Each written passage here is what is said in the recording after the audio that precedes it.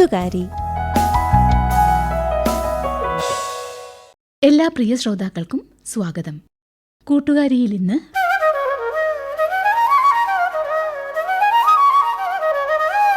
നമ്മുടെ സാംസ്കാരിക പൈതൃകത്തെ സംരക്ഷിക്കാം.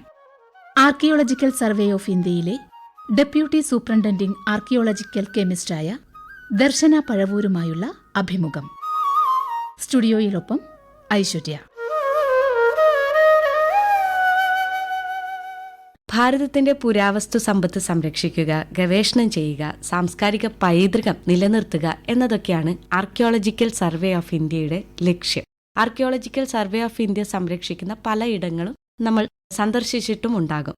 എന്നാൽ അവിടെ ഈ ആർക്കിയോളജിക്കൽ കെമിസ്റ്റിന്റെ ജോലി എന്താണ് എന്നൊന്ന് പറയാമോ? നമ്മളുടെ പൈതൃക സ്മാരകങ്ങളും അതുപോലെ തന്നെ പൈതൃകപരമായ എല്ലാ വസ്തുക്കളെയും അതിന്റെ നാശം എന്താണെന്ന് മനസ്സിലാക്കി അതിനെ കേടുപാട് വരാത്ത വിധത്തിൽ അതിനെ പ്രിസർവ് ചെയ്യുകയാണ് നമ്മളെ ഡിപ്പാർട്ട്മെന്റിലെ സയൻസ് ബ്രാഞ്ചിന്റെ ചുമതല. അതായത് നമ്മളിപ്പം കാലാവസ്ഥാ വ്യതിയാനങ്ങൾ കൊണ്ടും ആധുനികവൽക്കരണം കൊണ്ടും നമ്മളുടെ പൈതൃക സ്മാരകങ്ങൾക്കും പൈതൃകപരമായ വസ്തുക്കൾക്കുമൊക്കെ നാശം സംഭവിക്കാറുണ്ട്. അപ്പം അതിനെയൊക്കെ പഠിച്ച് ശാസ്ത്രീയമായ രീതിയിൽ പഠിച്ച് അതിനെ എന്തുകൊണ്ടാണ് നശിക്കുന്നതെന്ന് മനസ്സിലാക്കി അതിന് വേണ്ടുന്ന പരിഹാര മാർഗങ്ങൾ നിർദ്ദേശിക്കുകയും അതിനെ പ്രിസർവ് ചെയ്യാനുള്ള നടപടിക്രമങ്ങൾ എങ്ങനെയാണ് ചെയ്യേണ്ടതെന്നും ആ ഒരു വസ്തുക്കളെ അടുത്ത തലമുറയ്ക്ക് വേണ്ടി എങ്ങനെ സംരക്ഷിച്ചു കൊണ്ടുപോകാമെന്നുള്ള ഒരു ചുമതലയാണ് നമ്മളെ ഡിപ്പാർട്ട്മെന്റിന്റെ സയൻസ് ബ്രാഞ്ച് ചെയ്യുന്നത്.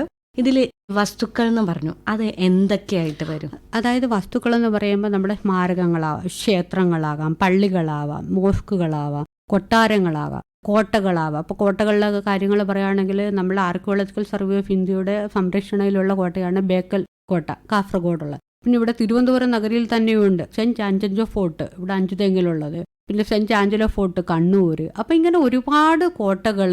പിന്നെ നമ്മൾ തിരുവിതാംകൂറിന്റെ ചരിത്രം തന്നെ പരിശോധിച്ചു കഴിഞ്ഞാൽ നമുക്ക് ഒരുപാട് കൊട്ടാരങ്ങളുണ്ട്. നമ്മളുടെ ശ്രീ പത്മനാഭസ്വാമി ക്ഷേത്രത്തിന്റെ ചുറ്റുപാടുകളിൽ തന്നെ പൈതൃകപരമായിട്ടുള്ള ഒരുപാട് വസ്തുക്കൾ. ആ ക്ഷേത്രം തന്നെ ഒരു പൈതൃക സമ്പത്താണ്. അപ്പം ആ ക്ഷേത്രവും അതിൻ്റെ ചുറ്റുപാടുകളുള്ള വീടുകൾ പോലും പൈതൃകപരമായ വസ്തുക്കളാണ്. പിന്നെ അതുകൂടാതെ ആൻറ്റിക്വിറ്റീസ്, അതായത് നമ്മുടെ പൈതൃകപരമായിട്ട് നമ്മളുടെ പുരാതന കാലം തൊട്ട് നമ്മളെ തലമുറകളായിട്ട് ഉപയോഗിച്ച് വരുന്ന വസ്തുക്കൾ, അത് ഇന്ന് നമുക്കത് എങ്ങനെയാ മാനുഫാക്ചർ ചെയ്യുന്നത് പോലും അറിഞ്ഞുകൂടാത്ത ഒരുപാട് വസ്തുക്കളുണ്ട്. അന്നത്തെ കൺസ്ട്രക്ഷൻ സ്റ്റൈല്, പിന്നെ അതുപോലെ തന്നെ ടെക്സ്റ്റൈൽസ്, കോയിൻസ്, യുദ്ധത്തിന് ഉപയോഗിച്ചിരുന്ന സാമഗ്രികൾ എന്ന് വേണ്ട എല്ലാം. അതായത് നമ്മൾ ഇന്ന് കണ്ടില്ലാത്ത ഒരു 100 വർഷം മുമ്പ് എന്താണോ ഉണ്ടായിരുന്നത് അതെല്ലാം പൈതൃകപരമായ വസ്തുക്കളാണ്. ഈ പൈതൃകത്തെ തന്നെ നമ്മൾ ടാഞ്ചിബിൾ ആൻഡ് ഇൻടാഞ്ചിബിൾ ഹെറിറ്റേജ് എന്ന് പറയും. നമുക്ക് തൊട്ടും കണ്ടും അറിയുന്ന വസ്തുക്കളൊക്കെ ടാഞ്ചിബിൾ ഹെറിറ്റേജ് എന്ന് പറയും. അതേപോലെ തന്നെ നമ്മളുടെ അനുഭവിച്ചറിയുന്ന കാര്യങ്ങൾ, അതായത് നമ്മുടെ കലകൾ, അതൊക്കെ എന്ന് പറയുന്നത് ഇൻടാഞ്ചിബിൾ ഹെറിറ്റേജ് ആണ്. അതും അതേപോലെ തന്നെ പ്രിസർവ് ചെയ്യേണ്ട വസ്തുക്കളാണ്. അതായത് നമ്മൾ ഒന്നിനെ അതിൻ്റെ മൂല്യം നശിപ്പിക്കാതെ അതിനകത്ത് കലർപ്പ് ചേരാതെ ആധുനികവൽക്കരണം കൊണ്ട് വസ്തുവിന്റെ ഒറിജിനാലിറ്റി നഷ്ടപ്പെടുത്താതെ സംരക്ഷിക്കുക. അതാണ് നമ്മൾ ചെയ്യേണ്ടത്. കുറെ വസ്തുക്കളുടെ കാര്യം പറഞ്ഞു. ഇതിന്റെ എല്ലാം സംരക്ഷണം എന്ന് പറയുന്നത് വേറെ വേറെ വിധത്തിലായിരിക്കും. അതെ. അതായത് നമ്മളിപ്പം സ്റ്റോൺ മോണമെന്റ്സ്, അതായത് കല്ലിനെ സംരക്ഷിക്കുന്ന രീതിയല്ല വുഡിനെ സംരക്ഷിക്കേണ്ടുന്നത്. വുഡിനെ സംരക്ഷിക്കേണ്ടുന്ന രീതിയല്ല തുണിത്തരങ്ങളെ സംരക്ഷിക്കേണ്ടത്. തുണിത്തരങ്ങളെ സംരക്ഷിക്കേണ്ടുന്ന രീതിയല്ല മെറ്റൽ ഓബ്ജക്റ്റിനെ സംരക്ഷിക്കേണ്ടത്. പിന്നെ അതുപോലെ തന്നെ കല്ല് തന്നെ പല തരത്തിലുള്ള കല്ലുകളുണ്ട്. ലാറ്ററൈറ്റ് സ്റ്റോൺ ഉണ്ട്, അതായത് നമ്മളുടെ വെട്ടുകല്ല്. പിന്നെ ഗ്രാനൈറ്റ് സ്റ്റോൺ ഉണ്ട്. പിന്നെ അതേപോലെ തന്നെ നമ്മൾ കർണാടക സൈഡിലൊക്കെ പോകുമ്പോഴുള്ള സിസ്റ്റ് സ്റ്റോൺ ഉണ്ട്. ഭുവനേശ്വറിലൊക്കെ പോവുകയാണെങ്കിൽ അവിടെ കോണ്ടലൈറ്റ് സ്റ്റോൺ ഉണ്ട്. അപ്പോൾ അത് ഒരുപാട് ടൈപ്പ് ഉണ്ട്. അപ്പം അതിൻ്റെ ഓരോ സ്ഥലത്തിൽ ഏത് ടൈപ്പ് കല്ലാണെന്ന് മനസ്സിലാക്കി അതിൻ്റെ പഠനം നടത്തി എങ്ങനെയാണ് അതിനെ പ്രിസർവ് ചെയ്യേണ്ടതെന്ന രീതി വ്യത്യാസമാണ്. അതേപോലെ തന്നെ ഓബ്ജക്റ്റുകൾ മെറ്റൽ, സിൽവറിനുള്ളതല്ല സ്വർണ്ണത്തിനുള്ളത്, സ്വർണ്ണത്തിനുള്ളതല്ല കോപ്പറിനുള്ളത്. നമ്മൾ ഒരു ആർക്കിയോളജിക്കൽ കെമിസ്റ്റ് എന്ന് പറയുമ്പോൾ ആദ്യം മെറ്റൽ ഐഡന്റിഫൈ ചെയ്യുക, പിന്നെ മെറ്റലിനെ എങ്ങനെ സംരക്ഷിക്കാൻ പറ്റുക അത് നോക്കുക. അതായത് എന്ത് വസ്തുണ്ടോ അതിനെ ആദ്യമായിട്ട് ശാസ്ത്രീയപരമായി പഠിക്കുക. പഠിച്ചതിന് ശേഷം അതിനുള്ള സൊല്യൂഷൻ നിർദ്ദേശിക്കുക. മ്യൂറൽ പെയിന്റിങ്സ് ഒക്കെ ഈ വിഭാഗത്തിൽ വരുന്നതല്ലേ? അതെ. മ്യൂറൽ പെയിന്റ്സ് തന്നെ പല ടൈപ്പ് പെയിന്റിങ്സ് ഉണ്ട്. Fresco, tempera and Dzeko paintings. അപ്പം അത് നമ്മൾ കേരളത്തിൽ കൂടുതലും ഉള്ളത് ഫ്രെസ്കോ ടൈപ്പും സെക്കോ ടൈപ്പും ആണ്. ടെമ്പറ വളരെ അപൂർവമായിട്ടും ഉണ്ട്. അപ്പോൾ അത് ഓരോ പെയിന്റിങ്സും എങ്ങനെയാണെന്ന് എടുത്താൽ അതിൻ്റെ പിഗ്മെന്റ് എന്താണെന്ന് അനാലിസിസ് ചെയ്യുക. അതെന്തുകൊണ്ടാണ് മ്യൂറൽസ് നശിക്കുന്നത്, അപ്പോൾ അതിനെ എന്താണെന്ന് പഠനം നടത്തി അതിന് വേണ്ടുന്ന കെമിക്കൽസൊക്കെ നമ്മൾ സജസ്റ്റ് ചെയ്യും. പിന്നെ അതിനെ കേടുപാട് കൂടാതെ വളരെ കാലം നിലനിർത്താൻ വേണ്ടിയിട്ട് നമ്മൾ അതിനുള്ള പ്രിസർവേഷനൊക്കെ കൊടുക്കുക. പിന്നെ ഇപ്പോഴത്തെ ഒരു ആധുനിക രീതി എന്ന് പറയുന്നത് പൈതൃകപരമായ കെട്ടിടങ്ങളിൽ നിൽക്കുന്ന മ്യൂറൽസിനെയൊക്കെ പുതിയ ചിത്രകാരന്മാരെ വിളിച്ചിട്ട് അതിനെ അങ്ങ് ആധുനികവൽക്കരിക്കുന്ന ഒരു രീതിയുണ്ട്. അതായത് 100-150 വർഷങ്ങൾക്ക് മുമ്പ് വരച്ച ഒരു കലാകാരന്റെ സൃഷ്ടിയെ നശിപ്പിച്ചുകൊണ്ട് പുതിയ കലാകാരന്റെ കരവിരുത് അതിനകത്ത് കാണിക്കുന്ന ഒരു പ്രവണത ഇപ്പൊ പലയിടങ്ങളിലും കണ്ടുവരുന്നുണ്ട്. ജനങ്ങൾ അതിനെ പ്രോത്സാഹിപ്പിക്കാൻ പാടില്ല. കാരണം പഴയതിനെ പഴയതുപോലെ സംരക്ഷിക്കുക, പുതിയതാക്കാൻ ഒരിക്കലും ശ്രമം നടത്തരുത്. ഇതിനായിട്ട് ശാസ്ത്രീയമായിട്ടുള്ള എന്തൊക്കെ ടെക്നിക്സ് ഉപയോഗിക്കുന്നുണ്ടാവില്ല? അതായത് നമ്മളിപ്പം ഏത് വസ്തുക്കളായാലും ഉദാഹരണമായിട്ട് മ്യൂറൽസ്, ഇതിന്റെ പെയിന്റിങ്സിന്റെ സ്റ്റഡി നടത്താൻ വേണ്ടിയിട്ട് നമുക്ക് ഒരുപാട് IR സ്റ്റഡീസ് നടത്താം, FTIR സ്റ്റഡീസ്, പിന്നെ അതിന്റെ സ്പെക്ട്രോസ്കോപ്പി രാമൻ സ്പെക്ട്രം എടുക്കാൻ പറ്റും, ഈ പിഗ്മെന്റ് ഏതൊക്കെയാണെന്ന് അനലൈസ് ചെയ്യാൻ വേണ്ടി അതിന്റെ XRD എടുക്കാൻ പറ്റും. അങ്ങനെ ഒരുപാട് ടെക്നിക്സ് ഉണ്ട്. ഈ ടെക്നിക്സിൽ നിന്ന് നമുക്ക് ഇതിന്റെ മിനറൽ കോമ്പോസിഷൻ എന്താണ്, അല്ലെങ്കിൽ ഇതിന്റെ കെമിക്കൽ കോമ്പോസിഷൻ എന്താണ്, പിന്നെ ഇതിനകത്ത് നമ്മൾ ഡിറ്റീരിയറേഷൻ നടന്നു കഴിഞ്ഞപ്പോൾ ഇത് എന്തായി മാറി, പിന്നെ ഇതിന്റെ പ്ലാസ്റ്റർ കമ്പോണൻസ് എങ്ങനെയാണ്, അപ്പൊ അതൊക്കെ നമുക്ക് സ്റ്റഡി നടത്താൻ പറ്റും. പുതിയതായിട്ട് ഒരെണ്ണത്തിന് നമ്മൾ റീസ്റ്റോർ ചെയ്യുമ്പം ഇതറിയാതെ നമ്മൾ അവിടെ റീസ്റ്റോറേഷൻ ചെയ്യാൻ പാടില്ല. അത് മാത്രമല്ല, വളരെ അതിശയകരമായ ഒരു കാര്യം എന്ന് പറയുന്നത് ഈ 100-150 വർഷങ്ങൾക്ക് മുമ്പ് അല്ലെങ്കിൽ 1000 വർഷങ്ങൾക്ക് മുമ്പുള്ള ഒരു പെയിന്റിങ്സിന് നമ്മൾ ഉപയോഗിച്ചിരിക്കുന്ന ടെക്നിക്ക് എന്ന് പറയുന്നത് ഇന്ന് ഉപയോഗിക്കുന്ന രീതിയിൽ നിന്നും പൂർണ്ണമായിട്ടും വ്യത്യസ്തമാണ്. അപ്പം അതിന് മനസ്സിലാക്കണമെങ്കിൽ നമ്മൾ ശാസ്ത്രപരമായിട്ട് പഠനം നടത്തിയേ പറ്റുമോ.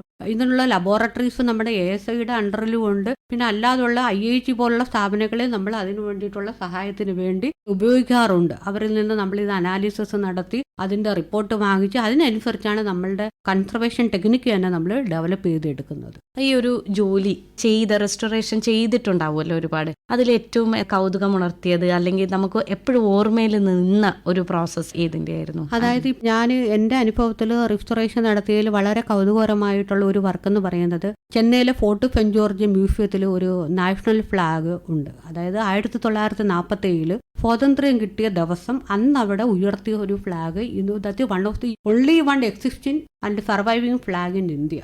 അപ്പം അവിടെ വെച്ചിരിക്കുന്ന അതിനെ നമ്മൾ ഇപ്പോൾ കൺസർവേഷൻ നടത്തി വളരെ നല്ല രീതിയിൽ ഒരു ടീമിനെ ഫോം ചെയ്ത് അവിടെ സൂക്ഷിച്ചു വെച്ചിരിക്കുന്നുണ്ട്. അത് എൻ്റെ ഒരു അനുഭവത്തിൽ വളരെ നല്ലൊരു വർക്കാണ്. പിന്നെ അതേപോലെ തന്നെ തഞ്ചാവൂർ ശ്രീ ബൃഹദേശ്വര ടെമ്പിളിലെ മ്യൂറൽസ് ഞങ്ങളിപ്പം കൺസർവേഷൻ ചെയ്തുകൊണ്ടിരിക്കുകയാണ്. അതിൻ്റെ ഓരോ സ്റ്റേജസും എന്ന് പറയുന്നത് നമുക്ക് വളരെ നല്ല ഒരു അനുഭവമാണ്. പിന്നെ കേരളത്തിൽ എടുത്ത് പറയുകയാണെങ്കിൽ ഇപ്പം ചെമ്മന്തിട്ട ശിവക്ഷേത്രത്തിൽ തൃശ്ശൂർ ജില്ലയിൽ അവിടെ നമ്മൾ മ്യൂറൽസിനെ പറ്റി ഇപ്പോൾ ഒരു പഠനം നടത്തി അതിൻ്റെ സയൻറ്റിഫിക് കൺസർവേഷൻ വളരെ വിജയകരമായി പൂർത്തിയാക്കി. അപ്പോൾ ഇതൊക്കെ നമുക്കൊരു മെമ്മറബിൾ ആയിട്ടുള്ള ഒരു വളരെ നല്ല വർക്കുകളാണ്.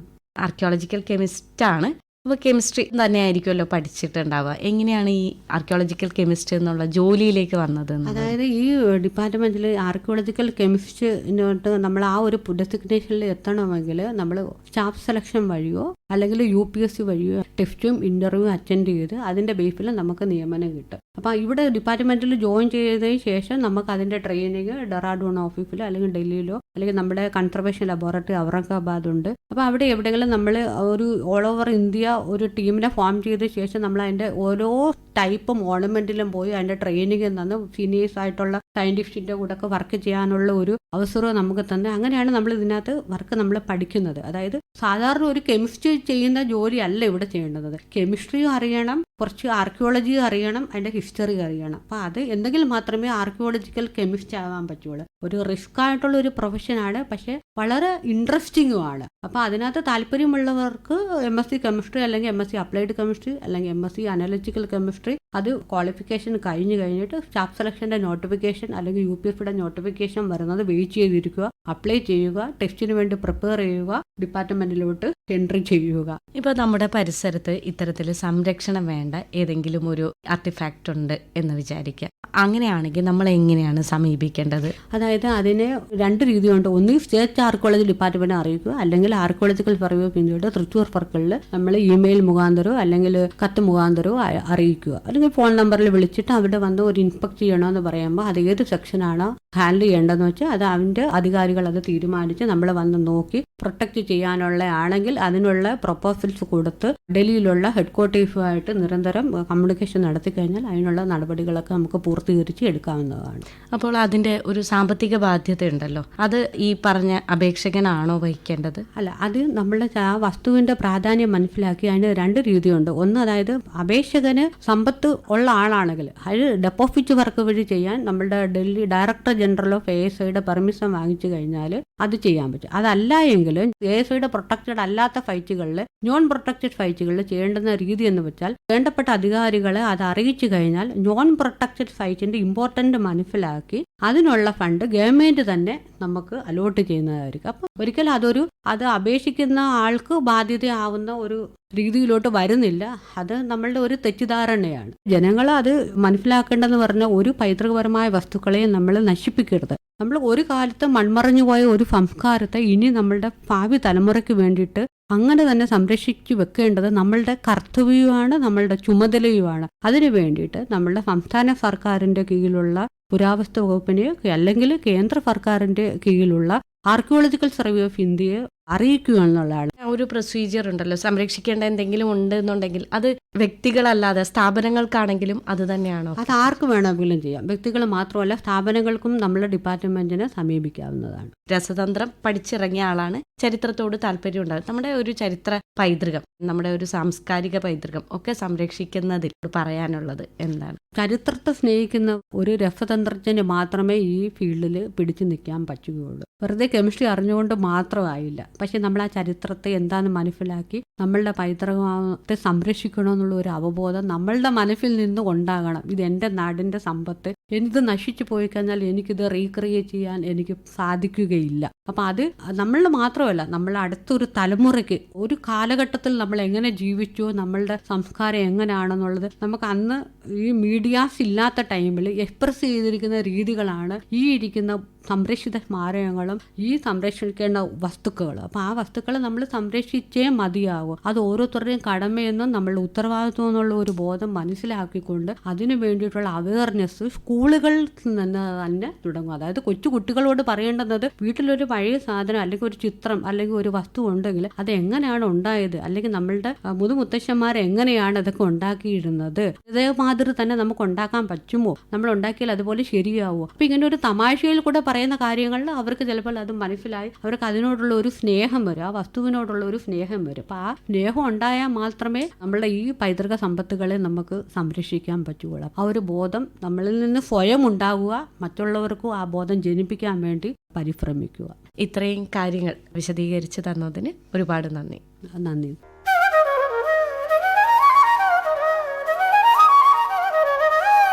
നമ്മുടെ സാംസ്കാരിക പൈതൃകത്തെ സംരക്ഷിക്കാം. ആർക്കിയോളജിക്കൽ സർവേ ഓഫ് ഇന്ത്യയിലെ ഡെപ്യൂട്ടി സൂപ്രണ്ടന്റിംഗ് ആർക്കിയോളജിക്കൽ കെമിസ്റ്റായ ദർശന പഴവൂരുമായി ഐശ്വര്യ നടത്തിയ അഭിമുഖമാണ് ഇതുവരെ കേട്ടത്.